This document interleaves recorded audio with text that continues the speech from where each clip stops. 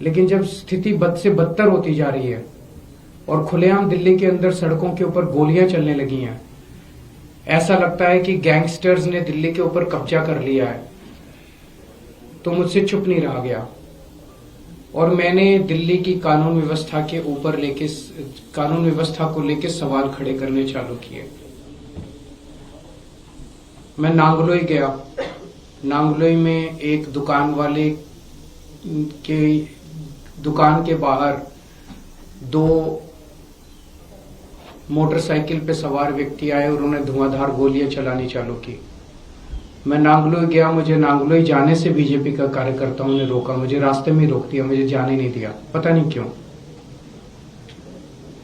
पूरे दिल्ली के अंदर आज बिजनेसमैन डर के माहौल में जी रहा है। उसे फिरौती की कॉल आती है, अगर वो फिरौती नहीं देता तो थोड़े दिन के बाद उसके दुकान के सामने शूट आउट हो जाता है, एक मैसेज देने के लिए, संदेश देने के लिए कि अगर तूने नहीं किया तो तेरे साथ कुछ भी हो सकता है। आज बिजनेसमैन को ये नहीं पता मैं सुरक्षा के लिए कहां जाऊं। कल मैं पंचशील एनक्लेव गया।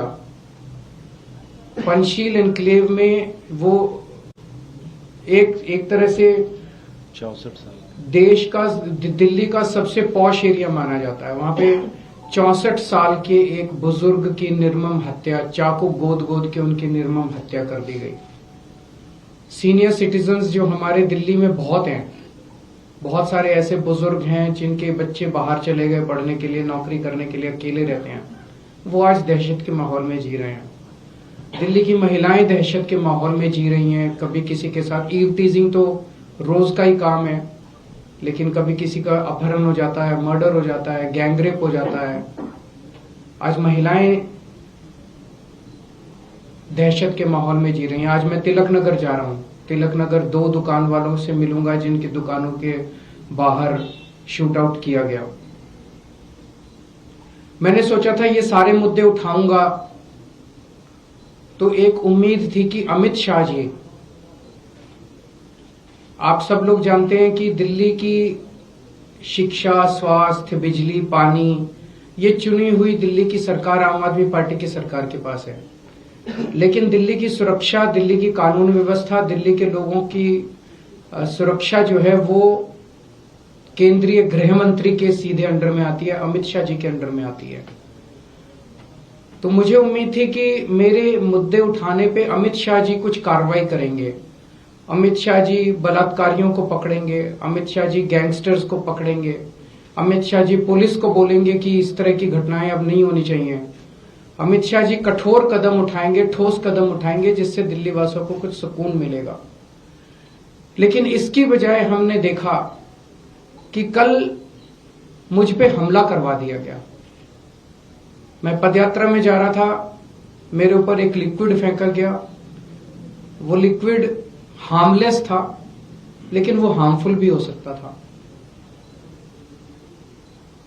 कल हमारे एक एमएलए को गिरफ्तार कर लिया गया। उस एमएलए का कसूर यह था कि वो एमएलए भी इस किस्म के गैंगस्टर्स का विक्टिम था। उसके पास भी फिरौती की और अलग अलग तरह से गैंगस्टर्स की कॉल्स आ रही थी। आज से 1.5-2 साल पहले उसके पास कई सारी कॉल्स आई, जिसकी बाकायदा उसने लिखित शिकायत दिल्ली पुलिस को की कि मेरे पास कपिल सांगवान उर्फ नंदू नाम के गैंगस्टर की बार बार कॉल्स आ रही हैं, मुझे धमकियां मिल रही हैं, मेरे परिवार को धमकियां मिल रही हैं, मुझे उनसे बचाइए। मैं उनके एक कंप्लेंट, आप उनकी कंप्लेंट सुनोगे तो आपका भी दिल पसीज जाएगा। जो उन्होंने पुलिस को कंप्लेन की है, मैं उस कंप्लेन के कुछ हिस्से पढ़ के सुनाना चाहता हूं। ये कंप्लेन उन्होंने की है धालीवाल साहब, जो कि स्पेशल कमिश्नर ऑफ पुलिस हैं, उनको कंप्लेन की है। सब्जेक्ट है complaint against Shri Kapil Sangwan alias Nandu of Nandu gang and his brother for extending threats of life for the purpose of extortion.